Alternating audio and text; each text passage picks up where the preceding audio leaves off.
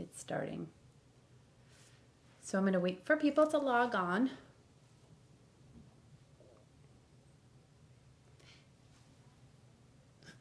Get him upstairs. So I'm going to wait for people to log on. There's 6. Joe's watching. There's my brother. Hi, Anthony. See the number up there? That's the people that are logging on right now. So we're live.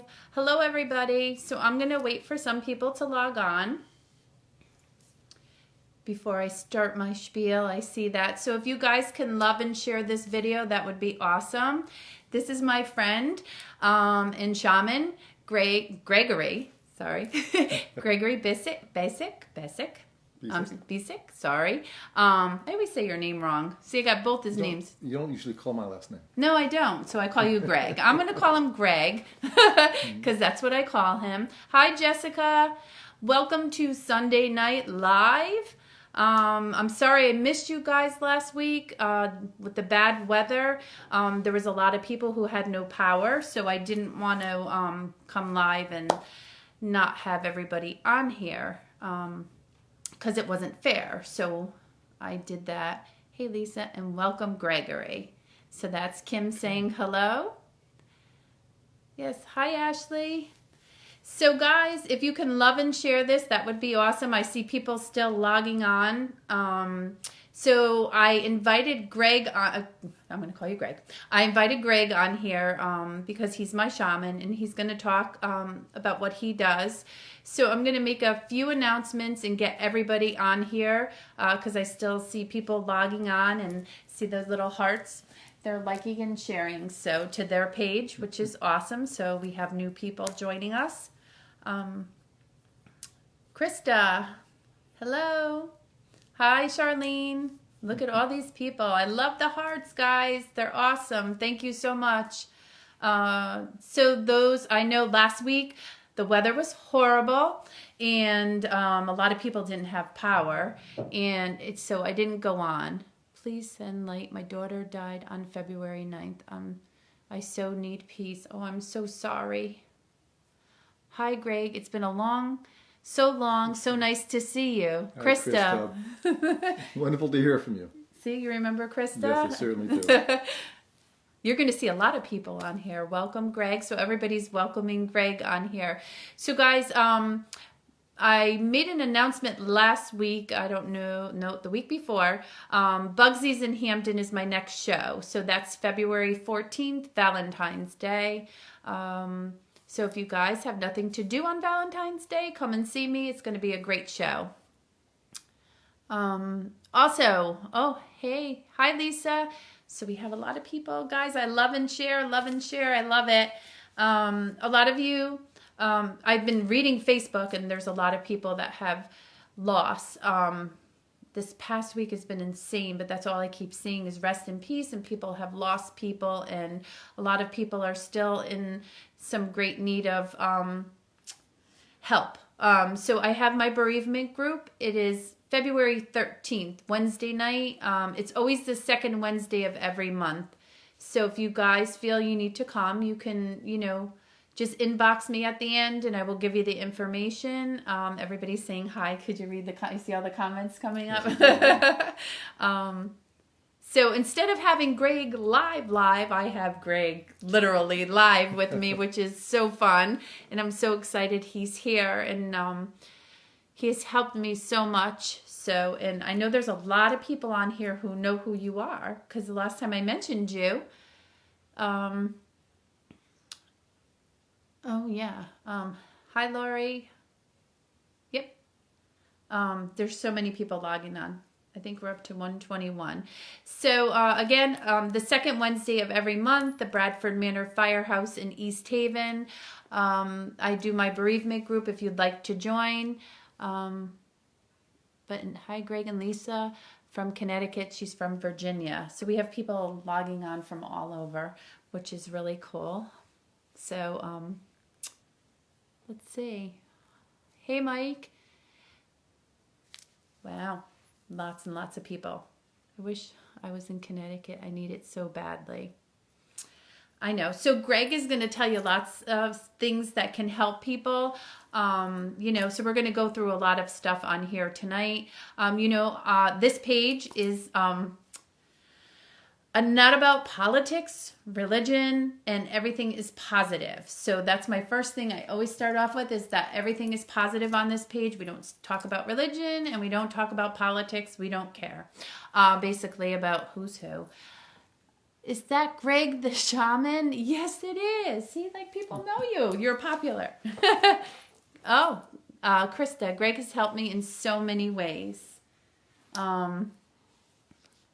Somebody's from Arizona. So we have people from all around logging on, coming through. So I love the hearts, guys. Thank you. I see them all going up. Loves and shares. Yeah, my daughter that passed February 9th was also named Lisa. I'm sorry, honey. I'm in Virginia right now with family. Okay, so I got a lot of people on here right now. I don't know. I want to kind of get everything in so at the end I don't forget. But next Sunday is the Super Bowl. I don't even know who's in the Super Bowl. Is that bad? And so I will not be live, obviously, because nobody will be watching. They'll be watching the Super. Oh, my friend Bridget says, I'm dying to go see him. Well, here's what we're going to do at the end. I believe my husband's going to post on my page all Greg's information, contact information, and you can contact him that way. People from all over, because you are amazing. No, Spirit's amazing. I love you guys. You guys are awesome. So this is a really awesome thing to do. That scares me so much, but when I listen to you talk, it just makes me feel at peace. Isn't that beautiful? Wonderful. Thank you. Nice to meet you, Greg. Looking forward to hopefully connecting soon. Would love to connect with you. So we have a lot of people on here. So love to my dad. Yes. So as you can see, all the comments and the people that have lost lots of special people in their life and are grieving, and this kind of helps them. It's a place where they can come and kind of share their feelings. Mine's everyone going to talk. I had my the headphones. Yeah, people have their headphones. So when I always start my lives, I always say I don't know what Spirit is going to do throughout this. So my main goal tonight is to share with you Greg, for him to share about himself, about what he does, about how he's helped me tremendously, and we can go from there. Yes. So what I'm going to do is, because we have 133 people on now, so I feel like everybody is kind of logged on, I'm going to summarize quickly, and then we're going to get to talking with Greg. And February 14th at Bugsy's in Hamden, I will have a show on Valentine's Day. So if you go to their website, you can click on the link and you can purchase tickets. My March 1st show at J. Ruse is sold out. I will post more dates as they become available. Just want your feelings about medium. Okay. There's just, when I start to talk, I get confused because I'm reading and talking at the same time. So it gets kind of, you're doing a wonderful job. It gets kind of confusing. So I'm trying to keep focused. My bereavement group, it has helped a lot of people. I think we have 45 people there. It's amazing. We do beautiful things every month. We celebrate their life. If you can like and share, that would be awesome. And if you feel you need to come, second Wednesday of every month, and we're going to start. So a lot of people ask, what is a shaman? So we're going to start with that. So we can start off, and Greg can kind of share with you what a shaman is and how we'll go from there. How's that sound? Sounds all right. I'll do my best. All right. So, shamanism is a term from Siberia, and it means to heat and to expand. as anthropologists studied the ancient traditions around the world, they found that certain people held a certain space in each village or each society. And they were kind of like the center of the center pole, in a way that they were the center of society. They held the beliefs, they held working with the spirits. They would do things called the journey. They would journey to the spirits and talk to the spirits, get information and try to heal people, try to heal society, try to heal the world. So it made it safe for the community to thrive. So going around the world, these anthropologists had different names for these people. And so one person said we should all call them shamans, because shamans was the term used by the Tunisic-speaking people. And it just means to heat and to expand. So really, shamanism has been seen as the mother of all religions, because first you must have an experience in order to gather information around, or to start up a structure around a spiritual experience. And so shamanism is the mother of all religions, and it's a worldwide phenomenon. It didn't start in just one area and then it wasn't in other areas. It happened around the world because people are people. And each person or each society that's lived and thrived had to find out how to do it in a wonderful way, in a way that would facilitate growth in the society, in their villages. And so they went inside. It wasn't so much an external thing as the shaman went inside. It's an internal experience. And internally, they found that there were subtle realities that were not available outside in the exterior. So shamans are people that go in and do internal work and find subtle energies. And in these subtle energies, we find that we can communicate with nature and each other.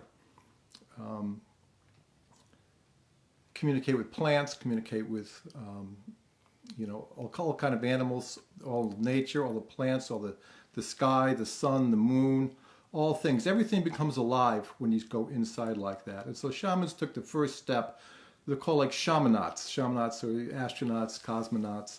Shamanauts kind of they keep going. They don't stop at the atmosphere or something. They just keep going into spiritual realms, which most people don't think about, but we all do experience it at night when we go to sleep. We go into the dream time. So shamans are people who are experts into going internally, working with the language of light for the most part, instead of the language of sound. Sound is something when we speak. It's external for the most part, though we speak internally. But the language of light is much more powerful, and we dream every night, and the dream allows us to become at ease. It kind of puts us into a place in the morning when we wake up, we feel energized, we feel good. I can go ahead now and have a nice day because my anxieties from the day before have been alleviated. So work of a shaman is basically fourfold. First of all, they do the shamanic journey, but they do that to speak to nature, to speak to all beings, people on all different levels of existence, before birth, after birth, and before death and after death. It doesn't matter what level they're on, a shaman can journey into those spaces. The shaman also does healing. We do a lot of healing work called extraction healing, all forms of healing. A lot of people now like the aspect of Reiki. Reiki basically is a shamanic technique. All healing comes from the shamanic experience. Even the AMA comes from the shamanic experience. So it really ties everything together. Without knowing the roots of shamanism, we kind of are lost. We kind of divide ourselves up into segments, and that's where we start the wars. But the shamanic experience is something universal, and it is something that brings us together instead of divides us. Shamans also work with the dying and the dead, as Lisa does, and shamans also do something called soul retrieval, when they believe that when you go through a traumatic experience, like we all do, that parts of our soul can fragment off. And the shaman will go retrieve that soul part and bring it back to make us more spirited. So there's a lot of different areas, and I'm kind of talking quickly because it's so big in some ways that it's a lifelong journey. It's something that you never conquer in a way or another. You never achieve it. It's always something that's in front of you, drawing you on, which brings the shamanic experience into the religious experience in some way, of people starting to merge with God. But the shamanic experience is the first one. It's the first experience when you take a step inwardly to start speaking with the spirits. And at that point, you realize that the universe is actually alive and teeming with spirits. It's that first step which is so important for a spiritual life. Without that, we kind of go into a distortion. We don't kind of understand where we are or what's happening in life. And we kind of get lost. And so it's been proven, and I think through my own experiences, that once you know shamanism, everything kind of opens up. The scriptures open up. The life of Christ opens up. The life of the Buddha opens up. You kind of get it. And in a nutshell, that's kind of what I've done in my life. It's been, I lived in monastically since I was 23. I lived for 7 years as a monk. And it's something that brought me into a deep spiritual experience. And from there, it keeps unfolding. So I guess that's about it. That's the introduction, you know. We had some, part of my soul has gone, not sound. So we had some questions on here that I wanted to kind of answer. I didn't want to interrupt you because, let's see. I'm sorry, guys. So let me see. I don't want to miss any of your questions. So if you have any more for Greg as he's going on, we can ask that. So I have a lot of people on here asking me lots of times. So how did you start on your journey? Was it something, you knew? Or? Yeah, I think we, sometimes the world turns away from you in some ways, or you feel that. Right. Sometimes people say you feel a calling. I had all those things, but I had some more profound experiences at points in my life, which led me to moving out of this world back into an ashram, into being a solitary monk for 3 years, and then into a Hindu ashram. And from there, it kind of unfolded. It was like a natural thing. I realized I couldn't do anything else. It was just something that I had no choice. And that's kind of the way it is in shamanism or in any kind of spiritual context. I'm sure Lisa will verify that you can't do anything else. It's in front of you. It's your food that you feel like you can't take another breath if you don't do it. And so I guess you would call it a calling. And then there are spirit experiences that come to you that just knock your socks off, and you realize that this is more real than this physical world is real. And when you get that, then there's no turning back. All the bridges are burnt. There's no way that you can function like you used to function before. So yeah, that's you can't. There's no turning back. There's nothing else you can than you could do. Incredible. Let's see. What does it mean when you don't dream anymore? It just means you're not paying attention enough. That you do dream. We all dream. If we didn't dream, we wouldn't be alive. Just that you're not remembering your dream. And the only thing I could say, if you're not remembering your dream, is make a pact to yourself when you wake up in the next morning, when you're going to sleep, that you will be quiet, that you won't jump out of bed, and you won't start thinking about the day. You'll just go into your breath, and you just go back and ask to see your last vision. In the last vision, you'll pull it on a string, and you'll start going backwards into your journey, which will lead you back to remembering your dream. But we have to dream. It's really what the shamanic journey is all about. It's about going into that dream time. We are created through the dream, and we have to understand that, and therefore our dreams are always there with us.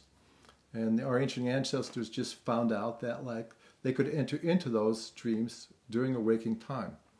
So just try that, and I'm sure you'll remember your dreams. So Debbie asks, what are the bright round orbs that keep going on in my room?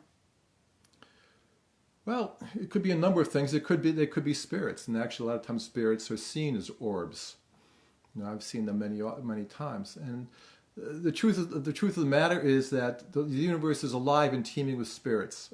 We're not so alone as we think we are. That there's spirits everywhere.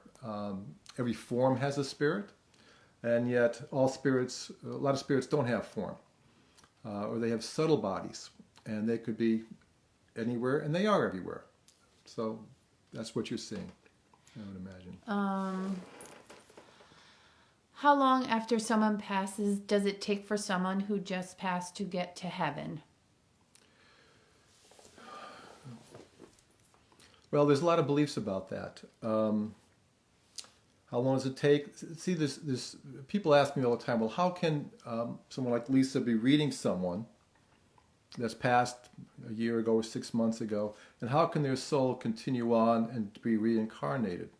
Well, the truth of that is there's three aspects to life. One is the physical life, then there's the subtle life, and then there's what we call the spiritual life or the causal life. The physical life, this is the physical body. This body, when it perishes, goes back to the elements. It goes back home. The emotional life is the subtle body. The emotional life is the thing that hangs on. It's the thing it's the part of us that has attachments to loved ones or sometimes anger towards other people. And so they stay on also.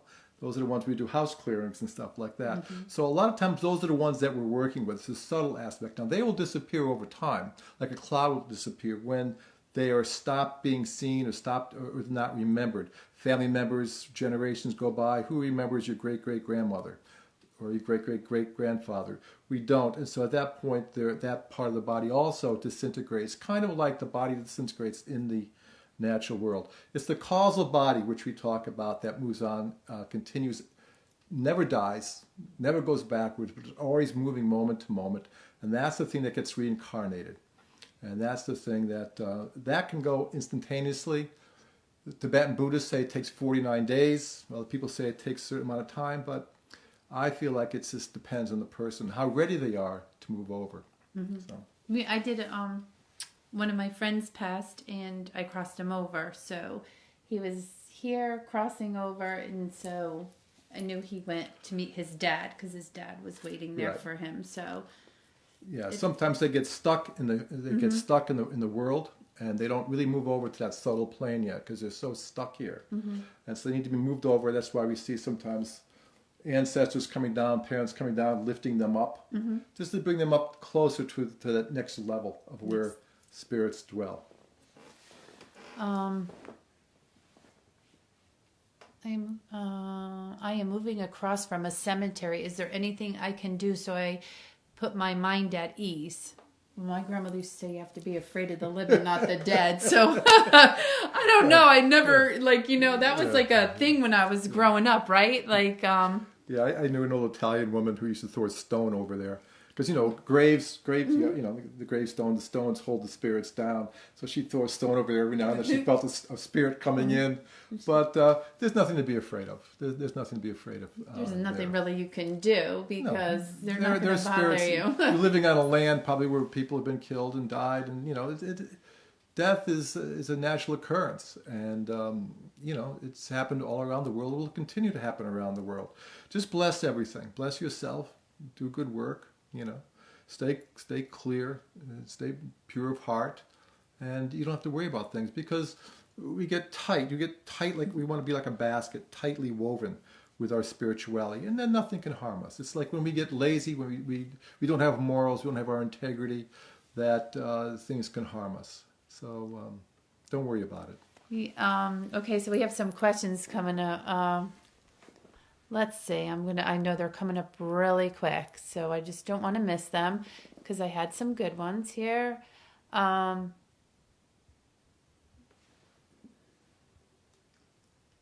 Okay, is some lady, Mary Ellen, is there a reason I feel like I belong in Victorian times? Yeah, there's a reason. You probably came from Victorian times.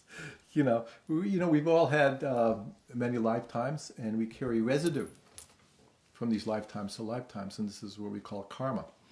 And sometimes it's good karma, sometimes it's negative karma. But we sense. This is how we find our friends. This is how we resonate with people. We have the same harmonics in a way. It's kind of this is why we love certain songs, and some people like certain songs, and other people like other songs. It's just, we harmonize with them. We say we're in tune together. And so it's also just not with people, it's also with times. It's also with architecture. It's so many things. So yes, that's why. All right. So somebody said I lived across from a cemetery for all my childhood, and I was very content. Let me see. I see more. I see more popping up. Sorry, there's so much. What does it mean when you dream you die? Well, we don't die. So what dies sometimes is our conceptual life.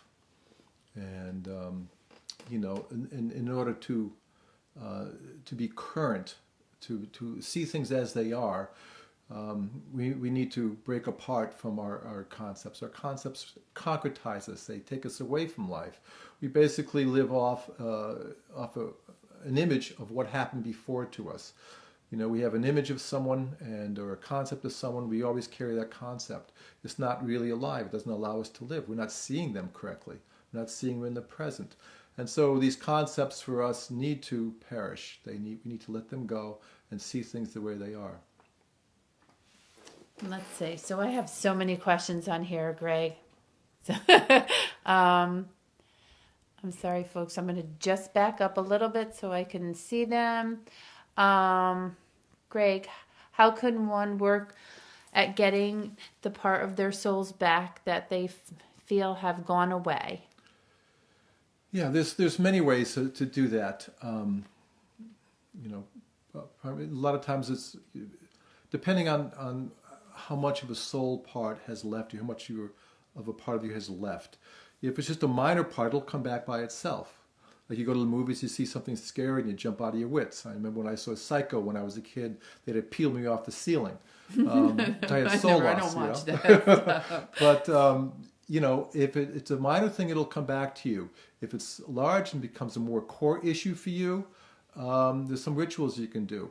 Or you can go see someone like myself, and I can bring the soul part back for you. However, you need to start doing some deeper spiritual work. You have to ground yourself, find more prayer, find more meditation, because that spirit part left you because it felt endangered, it felt weak, it felt like it couldn't handle the situation through the trauma. So we have to fortify ourselves, to make sure when the soul part comes back that it feels safe. We all want to feel safe. The soul part usually leaves because it didn't feel safe. That was for Andrea. So I'm going to scoot up here so I can just get to this, okay? Somebody said, thank you for answering my questions. Okay, so the only time I dream of my mom who has passed is her dying, and I never get signs from her. So how do people look for signs? Ask for, signs come all the time. It's just that sometimes we just want it to come in a certain way. We have to be open to all aspects. Mm-hmm. All of your senses are very important. They may come visually, it may come auditorily, it may come kinesthetically, it may come by certain things that happen around you. We just have to not grasp for the sign, but be open to it. It's kind of like knowing this is going to come because you've asked for it. If you pray to your mom is, and your mom is near you, she's watching over you. Give her options to get to you, and also you need to be open to the way that she communicates. Mm-hmm. So be open. Be open to it. Okay. Let's see. I highly recommend Greg. So we have shaman. Everybody's put in. Is it possible that our neighborhood could be cursed by previous Indian ancestors? As we keep, I don't know. Let's read more. Getting compromised by storms in our immediate area. I feel it's a feeling I have. The Quinnipiac area. Uh-huh. That they feel that they're been cursed by Indian ancestors. No, I don't. I don't. The Indians didn't really function that way. You could. What happens sometimes is that when we and people have dug up the earth and cut trees down, they don't do any ritual to tell the trees and the rocks what's going on. So you could have elemental spirits that are angry with you, not Native Americans, but I would say maybe the elementals. There's different things that could happen that creates a disturbance in the field. You take one thing out, like they say, let's get rid of all the ticks. Well, then the birds that eat the ticks aren't going to live. And then there's this ramification. So when we disturb the earth and disturb the flow of nature, we get a distortion. And so there's ways to try to do ritual and try to put that energy back to, again, you talk to the spirits, you talk to the trees, you talk to the plants, you talk to the rocks. If there's water involved, sometimes there's underground springs. There's a lot of things that you want to get it back together again. And sometimes just a beautiful healing ritual would work, you know. All right, so somebody put, let's see. Oh, look who's on here. Judy. Oh. Hi, Buddha. I call her Buddha. How you doing, Jude? She calls me Grasshopper. I just got to see the movie. So good to see you. He's awesome. He is awesome. Oh, Gabby put, oh my God, I wish I was there. Hi. I miss you, so Gabby. Gabby has learned so much from Greg. Gabby has gone into doing yoga and meditation because of this man. She did one meditation group with you and she was hooked, and helps tremendously with anxiety. Wouldn't you say? Yes, so I have a does, lot yeah. of people on here.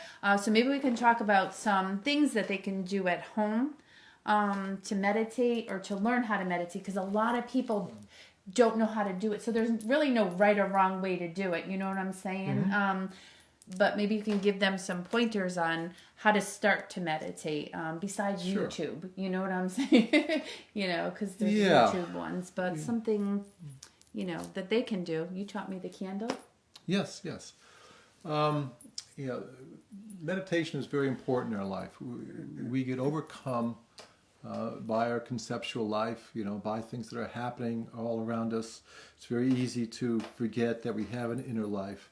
And the truth is that the outer life depends on the inner life. And you have to spend time. We spend so much time doing everything in this world, trying to straighten everything out so that we can enjoy life. And it's always like that carrot, always that we can never grab a hold of. We have to literally at some point stop time, get out of time, and go into a timeless place, which that timeless place is meditation. And we have to go into that emptiness. It's like an empty space that's full of love, full of awareness, full of beauty. And when we focus in there, we kind of balance everything. In Taoism, they have a saying, there are times you need to live your life passionately in order to experience life at its own level. Then there are times you must live your life dispassionately in order to gain perspective. And the true sage knows when to be passionate and dispassionate. So we get too passionate about so much things in our culture. We're passionate about everything. But we don't know how to withdraw and get perspective. And that's what meditation does. It puts you in another because you know the perception on what life is about.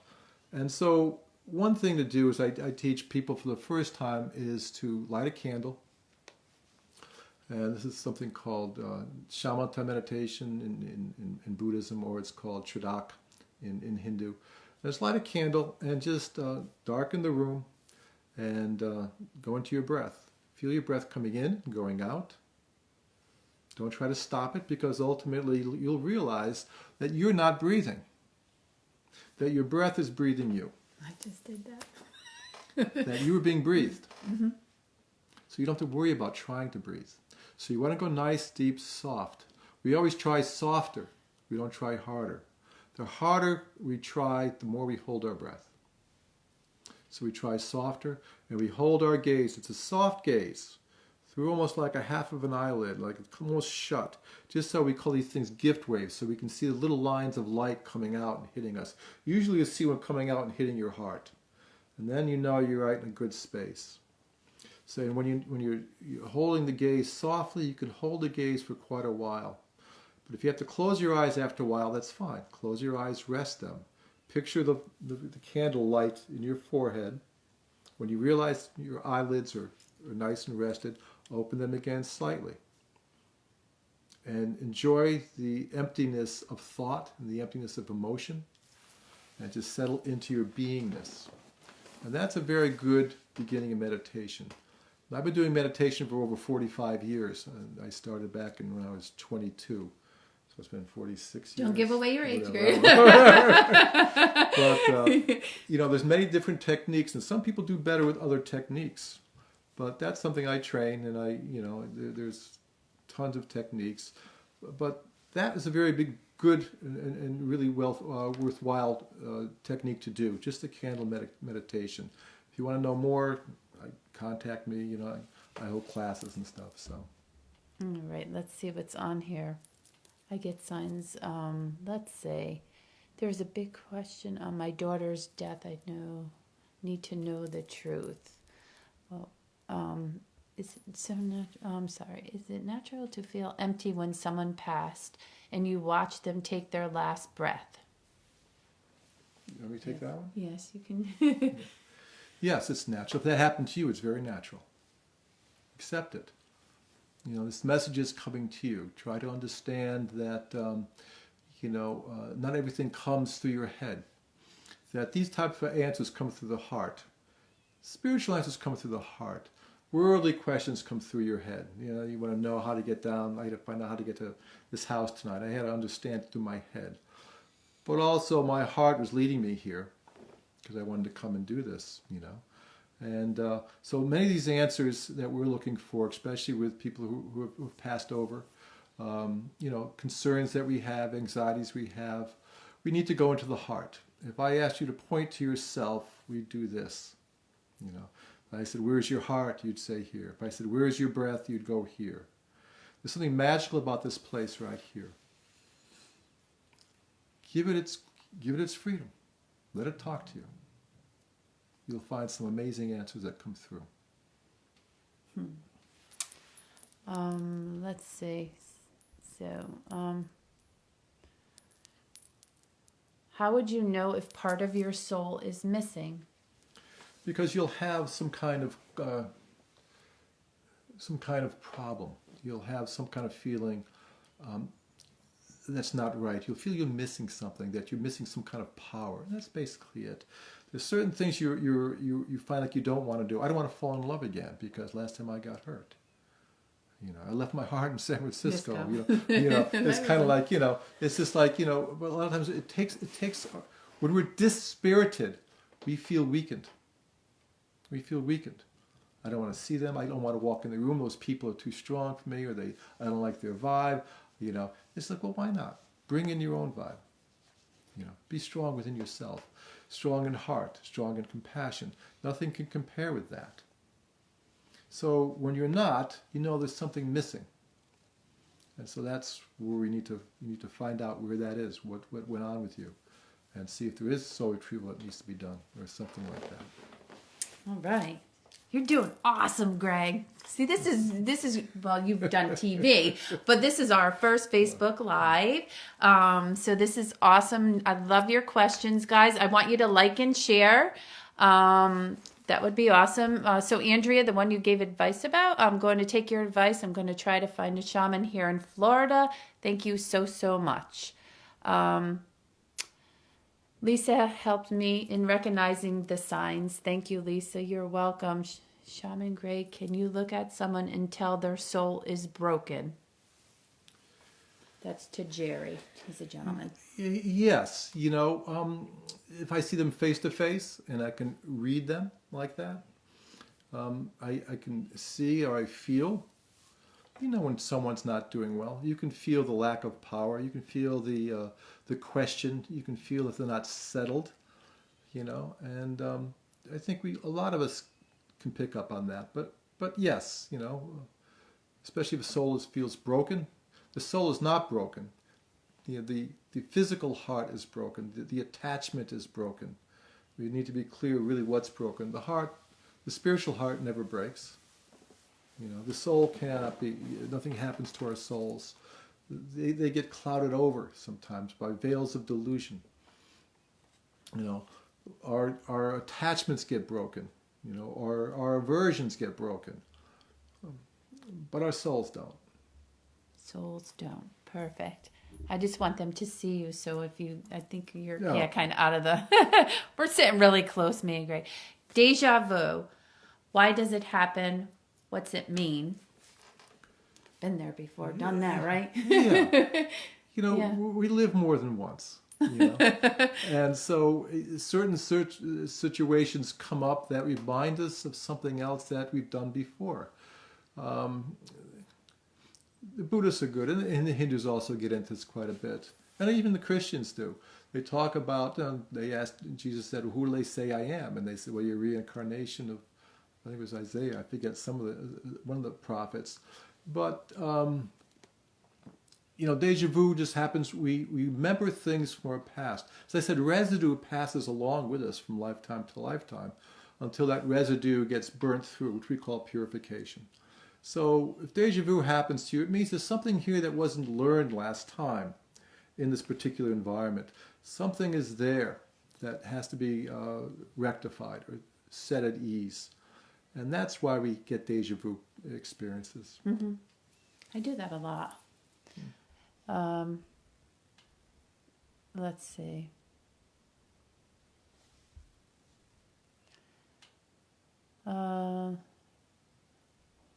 I don't know what that says. Oh, Judy put, I meant the keyboard got stuck. I mean to say hi, Greg. It's so good to see you.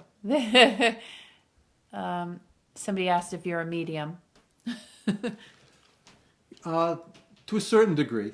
I kind of specialize in a lot of different areas. I'm not like a specialist in one particular area. Like Lisa, I don't do exactly what Lisa does. I think if I probably focused on it for a long time, it would come to me. But I kind of stay open to be of service in a lot of different areas. I've done this a long time, and I find that a lot of people want different things, and so I was unable to really focus in one area. But over time, if you get how to work internally, almost anything can come to you if you set your mind on it. Now it's different. Just to be clear, some people say, "Well, can I do exactly what Lisa does?" Yes, but I'm not sure I'd be as good as her. It's like I remember my childhood idol was Mickey Mantle. Maybe some of you might recognize who that is. He was an old baseball player for the New York Yankees. He was one of the best players that ever played. One of the best hitters that ever hit the ball. And when he retired and came to the New York Yankees as a batting coach, the batters looked at him and they said, "What do we do?" He said, "I don't know. You see the ball and you hit the ball." And they didn't make it. It didn't make any. He said, "Well, what'd you do?" He said, "I just saw it. I hit it." So some people come in with just a natural talent for something, and it just comes to them naturally. Other people have to work at it, but you don't want to work at something that you don't have a calling for either. You want to find out where the grace is in your life and follow that. We're all different. We all have an outrageous skill inside of us. You want to be able to focus whatever that is. That's us. For her, it's what she's doing. She does a beautiful job and helps so many people. We can all do what we need to do. We just have to become more subtle, more understanding, more caring and loving to ourselves, and quit thinking that I have to measure up to someone else's criteria, mom and dad's or someone else's. It's just like, love yourself more, be open more, and listen more to what's leading you. Perfect. So Jackie Tooling, what is the best way to communicate with somebody who has passed? Can I ask them for a sign? Do you know her mom, Phyllis? Did you meditate? Jackie, so this is weird, but I remember her telling me that you used to meditate with her mom that passed away. Phyllis! Oh my Do you remember God. Phyllis? I was just thinking of her yesterday. Get out. I swear to God. Lived in Branford. Yes. There's Joe was her husband? I don't know. Jackie, are you... So Jackie... Yes, Jackie. It has to be Joe. Oh, I love Phyllis. Yes, so I did a reading for her with Phyllis came through, and Phyllis was a huge Padre Pio. Yes. She would go all over the place, and that's how I connected with Phyllis. Jackie's a daughter. Yes. I know Jackie. Okay. Jackie, could you go live with us for a minute? Because this is so funny. Do you believe in karma? Let's wait a minute. Let's see if Jackie you can try to can't bring Jackie live. That's She all right. probably... Okay. So what was her question? She said, what is the best way to communicate with somebody who has passed? Can I ask them for a sign? Sure, you can all ask the them for a time? sign. You pray to them, know that they're listening to you, and ask them to give you a sign to the best of their ability. And you need to sit back and wait and not grab for it. Just wait. It'll come to you at some point when it's just no doubt, ba-bump. That's something she's always done. Ba-bump, it'll hit you. But live life freely, free and easy. And that's when you're able to get the information. As Lisa will attest, you have to be free. You can't be uptight. You have to be free and easy inside. You have to move, go deep. Go deep. She'll come to you. She absolutely will come to you. Wait, you know what we were just talking about too? Padre Pio. I have the statue right here with the candle lit near him tonight, and so it's always something. Always, let's see. Do you believe in karma? It's not a belief. For myself, I know it. I know it's there. But so I can't say I believe in it. Beliefs can always be shaken. For myself, I feel like I've experienced it. I've experienced other lives. I experienced future lives. So, time is something that really can't. It's hard to describe, but if you can experience past lives, can you experience future lives? Yeah, it's not rational linear. It's more circular. But anyway, but yes. Okay. What can you tell me about generational curses? Are they real? It came up in a recent reading, and it's been bothering me by the thought ever since. I pray for more protection every day. Yeah. Yeah. They can happen. It takes a very strong sorcerer or someone that can cast something like that. But yes, it's possible. The things that we have to do with curses, they only take effect if we have weaknesses, if we feel afraid of them, if we feel... See, it's kind of like when we have soul loss, we have openings in us. And that's an opening that a hook can come in and then give energy. When we do our spiritual work, it makes us impenetrable. It makes us impenetrable to any kind of curse or any kind of evil or anything like that, or anything that's out of any kind of distortion, because we've kind of like strengthened ourselves. We make ourselves, one with spirit, that we realize that we are spirit, having that human experience. When we're strong like that, as I said, the Native Americans feel like our baskets need to be woven tightly, so tight that we can carry water. And of course there's a basket because a basket's that of service. We should be service to each other. Not always just living for myself, or rarely living for myself, but really seeing that other people need to be taken care of also. And my prayers go out to them, and and I'm always wishing them happiness, and I'm wishing that they're free of suffering. I wish that they would live in equanimity, free from attachments and aversions. And so this is how we live to make sure that none of this stuff comes into play for us. If we're afraid, if we've got anxieties about this and that, we leave openings, for the distortions to come in. So that's why, we need to do our work. Let's see. Somebody's asking what you are. Somebody said... Oh, before I forget, thank you for bringing Greg to us, Lisa. See? Thank you.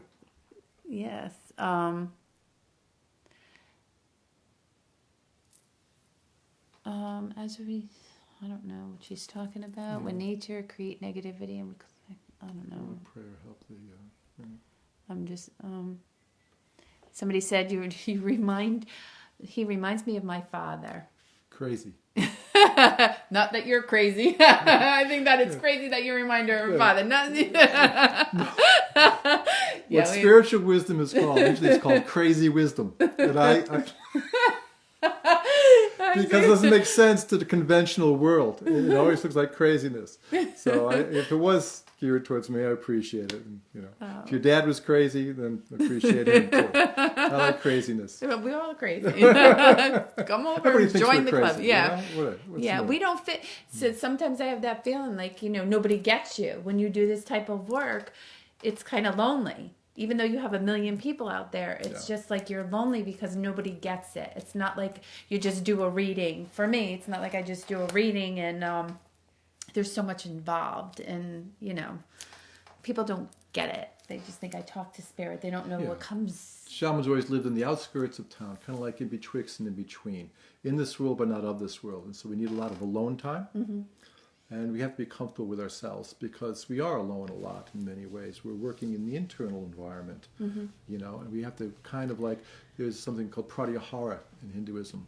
It's withdrawing all the senses inside, like a turtle goes inside its shell.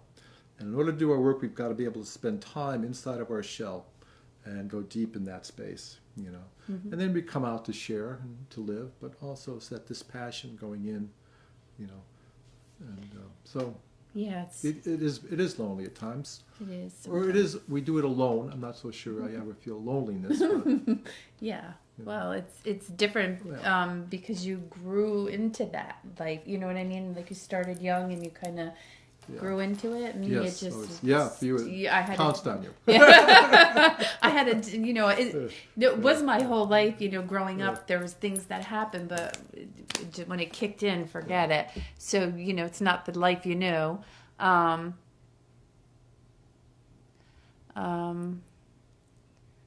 Greg is amazing. He helped my mother, Phyllis Vitale. Sure. Yeah.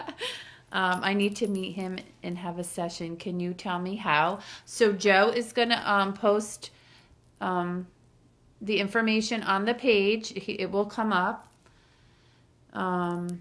Okay. So I practiced. What about your thoughts on TM?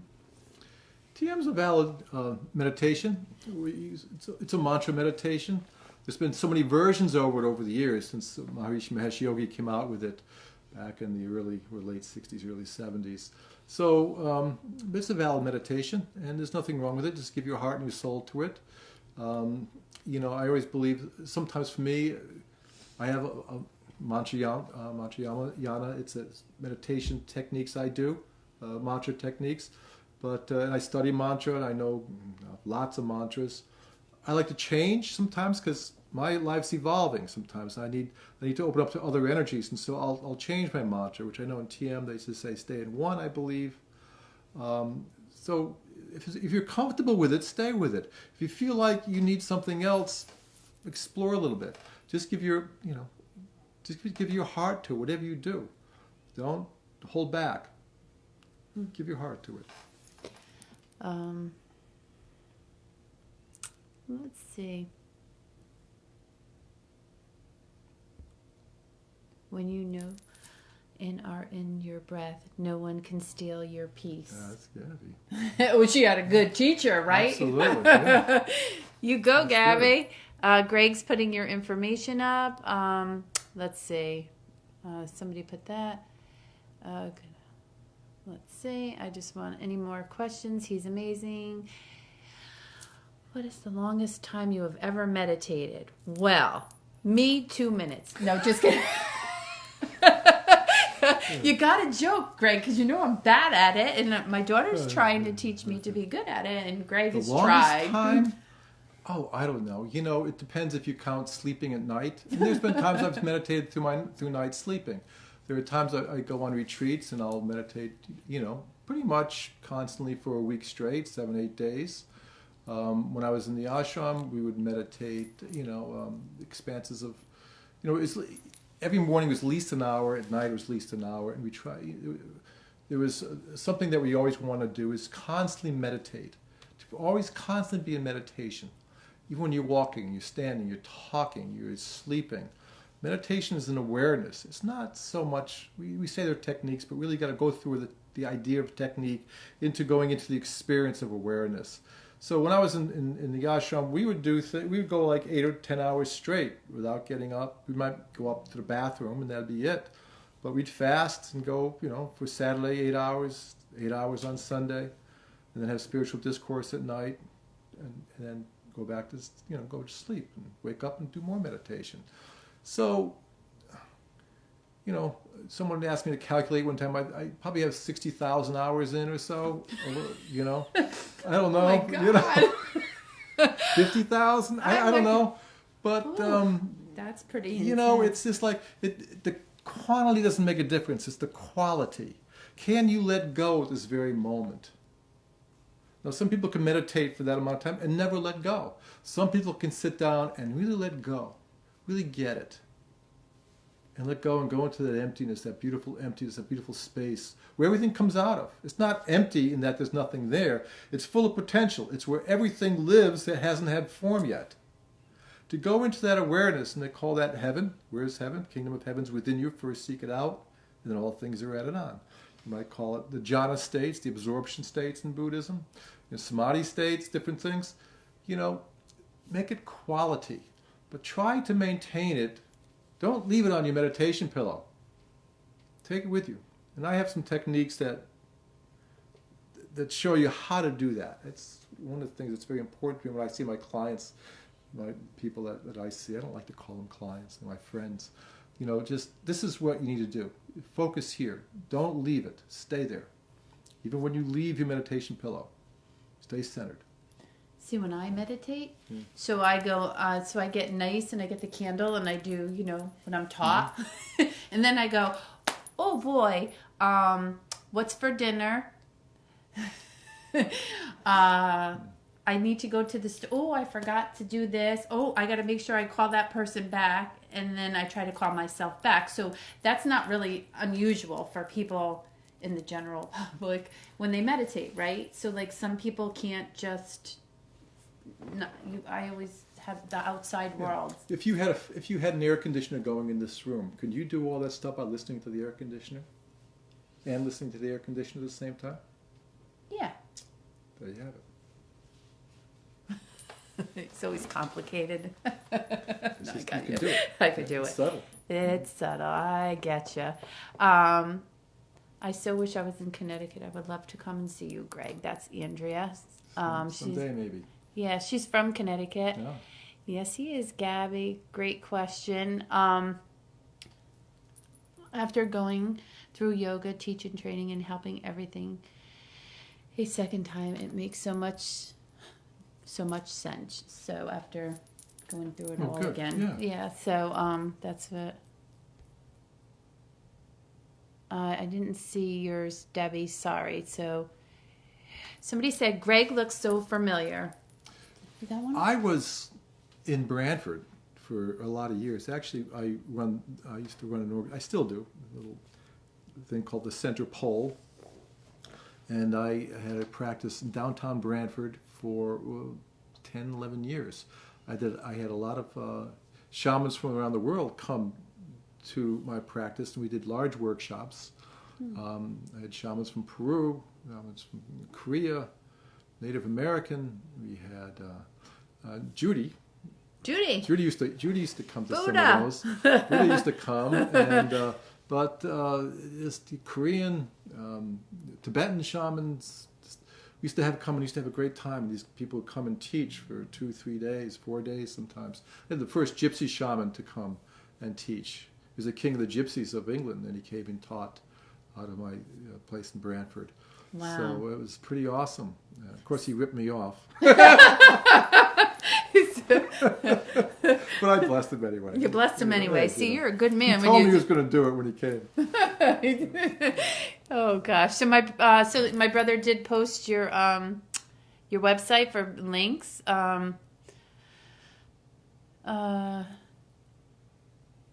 Sure. Would my mom who passed know about my daughter if she didn't meet her? Absolutely. Absolutely. Spirit sees them all the time. Need to know what to do for meditation for anxiety. Yeah. Anxiety is caused because you're holding your breath and thinking too much and conceptualizing way too much. You need to practice dispassion. You're just a little too passionate trying to get the answers through your head. Sometimes we have to just have faith in your process, in your life process. That's the basic cause of anxiety, is staying concept upon concept. We concretize them, and they're heavy, and we get depressed because they're so heavy. We don't know what to do with them, and our minds the minds are meant to conceptualize. Meditation is meant to break down those concepts and to go beyond them. Concepts are fine as long as they're fleeting, because sometimes we need concepts. I need to know how to get here and do a lot of things. But I don't need to hold on to it forever and constantly concentrate on it and let it define my life. I'm not a concept, and neither are you. So there are certain techniques. And again, the little candle technique is a nice thing to begin with, but there's a little bit more to it than that if you need it. Maybe that'll work for you. So, that works for me. That works for me. Depression. Debbie, I don't know what you're asking, honey. You keep writing. I know you can help. I just don't know what you had asked. So if you can ask again, I was just told. I totally appreciate you answering my question. Seen that in my lifetime, just asking, talk about my dad.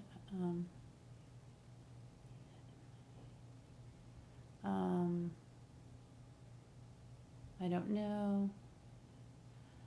I'm just trying to go through as best I can. There's links on here. How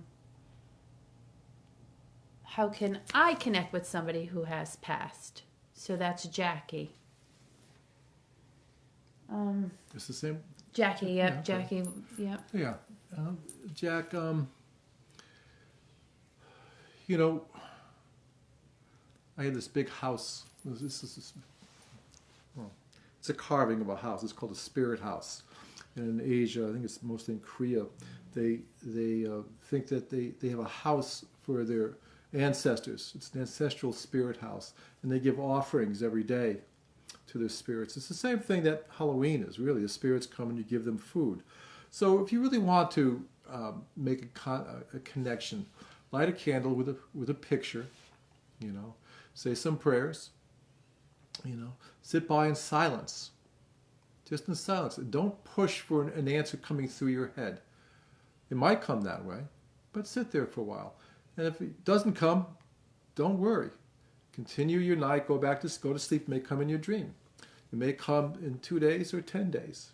But you can keep that practice up, and eventually you'll get something, because people are around us because they love us generally.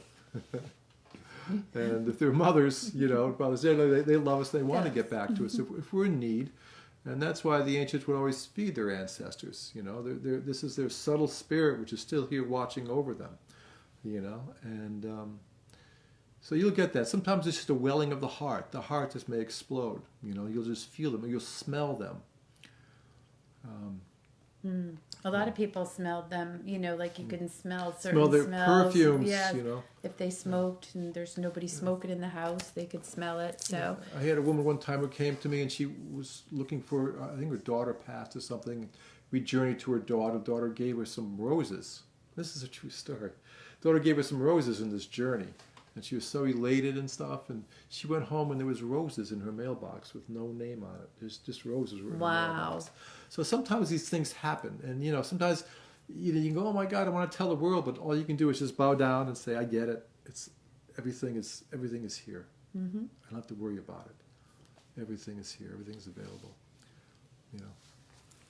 Let's see what more. Thank you for. Have you read Dr. Brian Weiss books? I don't know what that is. What does it mean when you have a dream about something and then it happens? Well, it doesn't mean much except that's what it means. It's just kind of like time does not move. Life does not move the way that we think it. It's not rational, linear. It doesn't go in a line like this. Sometimes we catch what's about to arise. We get a glimpse of what's arising before it arises. There's a lot of preconditions for everything to arise. Every condition has a precondition. And sometimes in the nighttime, in our dream state, we tap into that precondition, and we can see what's going to arise. And that's fine. That's beautiful. It kind of means that perhaps also that you're open to this type of work, which is very nice. So that's a good thing. If we live more than once, then we go to heaven. How do I see our loved ones? If we live more than once, then when we go to heaven, well, how do we see our loved ones? We don't see them the way we see them. No. We merge into love, and love is where everybody lives and everybody dwells. And if we live more than once, most cultures say we live many, many times, And so who we love in one lifetime generally isn't always the same person the next time. It's kind of like the ocean, like a drop in the ocean is next to other drops, If a wave comes and takes them and they come back and they get pulled back into the ocean, they're around drops again, but maybe not the exact same drops. But in a way, there is a connection to all things. And when you're particular and have consciousness of a particular energy field, you'll feel that energy field. It's almost like when you go home when you're a kid and you know if mom's home or not, dad's home or not, or your brother or sister is home. You sense it, You sense the safety, you sense the connection, And it's more of that. To understand that the human being sees things differently than every other creature sees the universe. Every other creature sees things differently. A snake sees things in heat and heat waves and stuff. Certain flies see things, they got all these lenses and they see things through lenses. Everything, every culture, every creature sees things differently. And when we kind of merge back into our essence, we're not necessarily humans the way we think we are. We're beyond that. We're much more than that. And so it's kind of like, yes, our ancestors are there. Yes, they're paying attention to us. And yet, it's not the way we think it is. This is where we have to break down the conceptual ideas that bind us. That they're even away from us. That I have to connect. There's already a connection happening here right now. You don't have to wait till you die. It's happening right here. Everything is connected. Nothing is separate. Ever. Everything's dependent upon something, everything else. Not something. Everything is dependent on everything else. There's no individuality. We think that I'm an individual. No, I'm not. I need the earth to walk upon. I need the food to feed me, the plants, the sun. I need space to function within. Did I ask for this body? No. Did I ask for this heart? Did I ask for this face? Did I ask for this age? No. I didn't ask for any of it. It's just naturally arising and falling away. So I need to kind of break down my conceptual barriers and understand that everything's available to me right now. And this is what spirituality does. Lisa here journeys and she talks to these ancestors or to these people that have passed. How is that possible? In a conventional life, and there's people who are conventional say, she's nuts. Yeah. But it's true. It's been recorded throughout history. And all religious traditions talk about it. The religious traditions are the ones that become the scientists of the soul, not the scientists of the earth or the planet or the sun and the moon. The scientists of the inner world. That's when they ask Christ, "Are you the king of this world?" He says, "No, my kingdom is not of this world, someplace else." So, do you guys see spirits?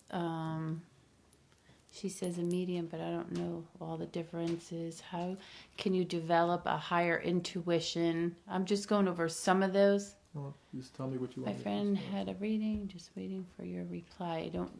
There's so many questions on here. I don't know. Please contact. Okay.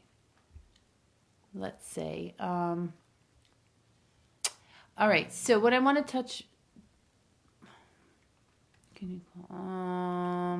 Let's see. So what I do want to touch base on is because a lot of people ask this question, and let's see.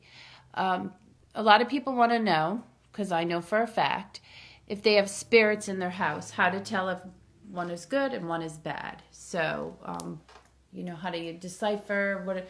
if spirit's touching somebody, like pushing them or touching them, because a lot of people get scared. I smell my dad, he's around. So, do you want me to address that? Yeah, it's because I have a lot of people that ask that. Okay.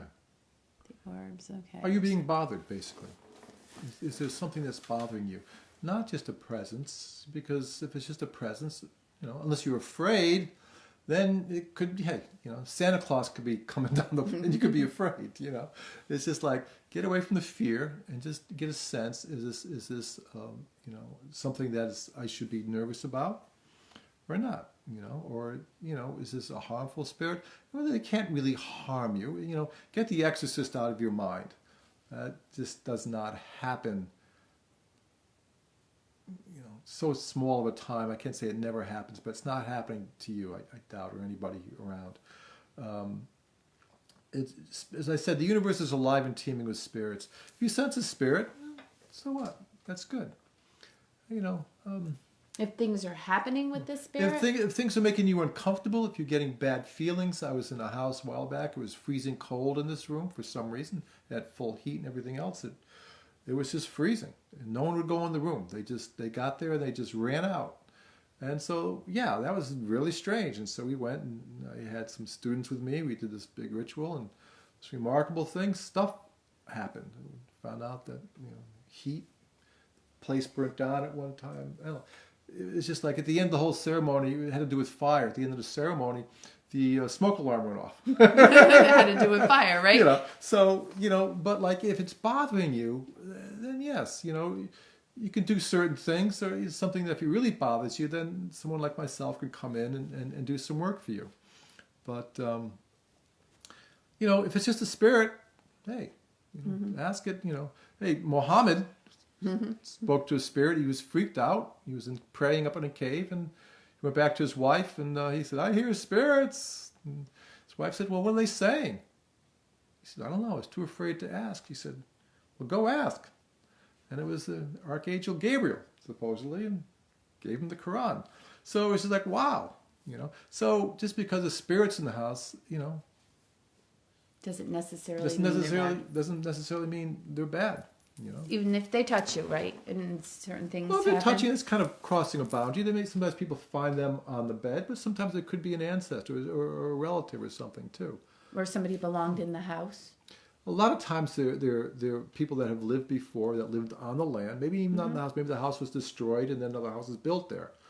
Old farmers. I lived out in Killingworth, and there was an old farmer that lived there at one point. My son, who was 5 years old, kept saying he was seeing a man walk up and down the hallway. I journeyed, and he was an old farmer, and I worked with him and made a contract with him. He left, and my son was seeing him a few times a week, and then that was it. Never saw him again. Never saw him. So, But that's what you do. So you go to people's homes if they're not comfortable and use white sage. Sometimes people are just attached to the land.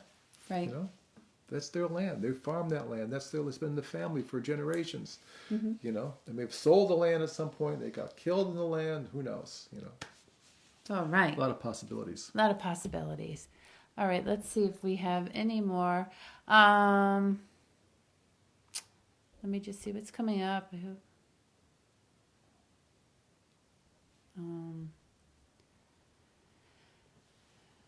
My grandmother passed, and every time I dream of her, I can't see her face. Why?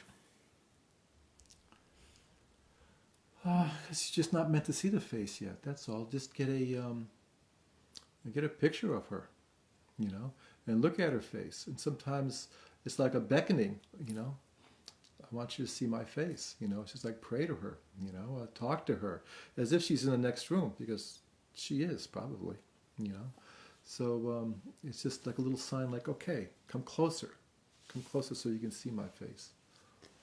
It says, how do you know if a soul has crossed during a sudden death? Yeah, that's those are tricky, because generally they have trouble. There's a ritual that I had the great fortune to practice, and that was a ritual where you simulate a sudden death, like you get shot out of the blue. You don't realize that your eyes are shut, and you get shot, and you get the experience of separating from your body in terror. And you know. So it takes a while for that soul to adjust, because a lot of times I still think that they're living. They don't understand where they went, what happened.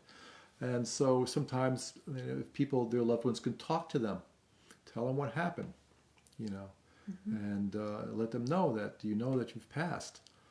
Do you know that you've got work to do? Do you know that you need to follow your soul's path?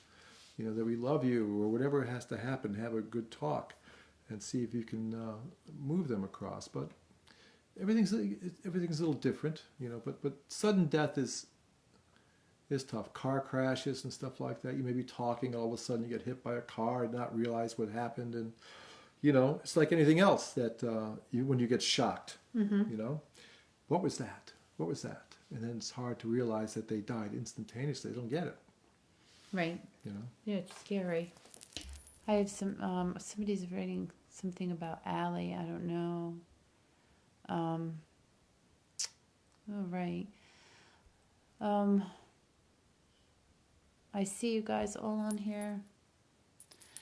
There's so many questions. I know my husband is posting the link and my brother's posting the link, how to get in touch with Greg. Also, if you guys could love and share, that would be awesome. So this was really important to me to do tonight because Greg has helped me tremendously. So when I first started to develop my gift and didn't know what the heck was going on, him and obviously my Buddha, Judy, I don't know if she's still on, have helped me tremendously because it is scary. It's something that I didn't understand, and I am so blessed to have them as part of my journey. So I learned a lot. And I want you guys to know there's certain things, obviously, I am not comfortable doing. For me personally, I love my readings, and I love to connect you with your loved ones. But to go in somebody's home and not be sure about something is not something I'm comfortable with.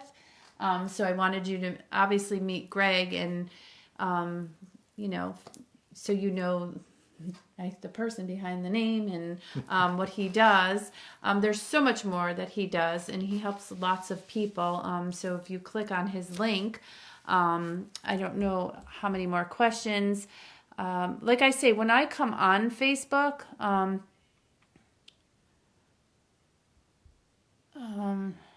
do you know if my mom who's passed? I know a lot of people are asking about whose spirit's here or whatever. So if you don't mind, Greg, I'm just going to do a quick reading. Please do. Because I have people on here, and I didn't get all their questions, but I feel like let's get this going. There's so many questions that people have. So what I'm going to do is go through all of these questions and maybe get some answers from Greg. You know, maybe I'll jot them down, or you can, when you get home, if you can go through some of them. There's just a lot of questions, and I know a lot of people wanted me to do one reading tonight. I don't know. There's just so much. Oh, let's see. My dears, this has to be work tomorrow. Much love, Lisa and Greg. Oh, good night, Judy. She has to go. I don't even know what time it is. Does anybody have a time check on here? Because I don't have one. I used to feel presence. There's so many questions. We could be here till tomorrow morning. You know that, right? You want to sleep over? And no. There's just so many questions on here. I've been busy to come talk with us, Greg. They're thanking you for coming to talk to us. Wow, there's a lot of people on here. I dream of my grandmother. Greg, you want to write a book? We'll sit down and write a book together, sure. Right? Okay. We need to sit down and write a book together. I know there's some people on here that keep asking the same questions. Who's Allie? What is going on? I just keep hearing poor Allie, and I don't know what's going on.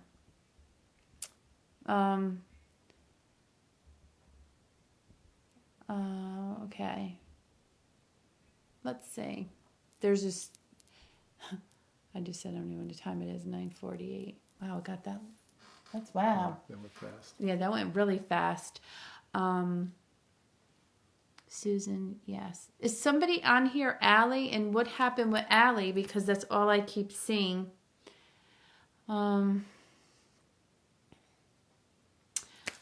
woman's, oh my goodness. Okay. I know there's so many people on here that want readings and so many. So here's what I'm going to do because there is so many of it there. So we might as well get this going really quick. There is a woman, Nancy, and Ralph connects because Ralph is sitting on my couch and there's Nancy over there in the month of June. And so that's why I'm being distracted in the other. It's me, Lisa. I'm Allie. You know what? When I see all these people, I just want to like give 100 people messages, and it's like not humanly possible on here. But Ralph is my dad. Do you connect with a Nancy, honey? And somebody, you're Nancy. I don't know. Jessica, do you connect with a Nancy in the month of June? I have a feeling you do, right? I do. Mm-hmm. Is there a June connection as well? With Nancy. What's that? No. No. I know. Somebody said, "Oh my God, Ralph again." Sorry, guys.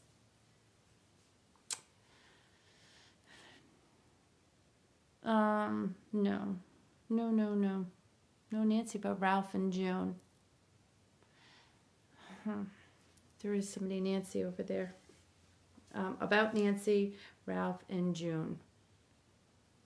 Yeah, Nancy does. Is there here we go. Is there this one coming through? Is there that one coming through? Jessica, there was kidney issues or my stomach. There was stomach issues and something wrong in somebody's kidney. Ralph and Nancy are my aunt and uncle. Something's in June. Somebody has a kidney issue. Let me see that girl again. Ralph and Nancy are they married? Carrie, Ralph and Nancy, are they your aunt and uncle that are married? Somebody has a kidney issue. Greg, you did awesome on here. Do you think we touch base on everything exactly? Mm-hmm. Yes, yeah. Yeah, I think so too. She just answered yes. I don't know. There's. Do you get any sense or not? There's something over here. Mm-hmm. Yeah, there's something here. There's a lot of things, but there's a big pull. I feel it in my head over here. Okay, because I keep being brought over there. So Nancy's standing up there, and Ralph is sitting down. And they said that their stomach hurt, so it's. But I feel like it's in my kidney. Do you know what I'm saying? In the month of June, it connects. Oh, so I am going. I'm on my mom's phone. Okay, there's just so. I want to talk to this girl, Carrie. Is that funny? Ralph and Nancy are my aunt and uncle. Could you go live, honey? Let's see if I can get her. You know, there was a fire, too. I can't bring her on camera. Okay, let's see. My uncle is sick with kidney, and he's... No, she can't come on. All right, so I'm going to have to not give her the message, and that's not good unless she... Nope, these two are past. They're not here in the physical world. They're on the other side. So there's a Ralph and a Nancy, and I don't get somebody's above. So Nancy would be the mother, and Ralph would probably be the son, because they're not equal. Do you know they show themselves to me like that? In levels. Oh, nice. So in levels. So so you know. So I know that they would not yeah. Somebody had a fire too, because like feel like got burnt in the fire. That's so weird. I am on my mom's phone, and I am Adriana, my mom got pregnant and gave birth to my sister early. Okay, my uncle. Okay, there's just I'm trying to stay with one and I can't get that person on.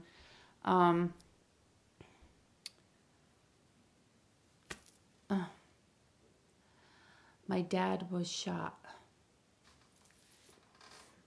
Jessica, I don't get it. Is there Nancy? This is. There's so many different people coming on, and I don't want to connect with that. Ralph would be the son. Nancy would be the mother.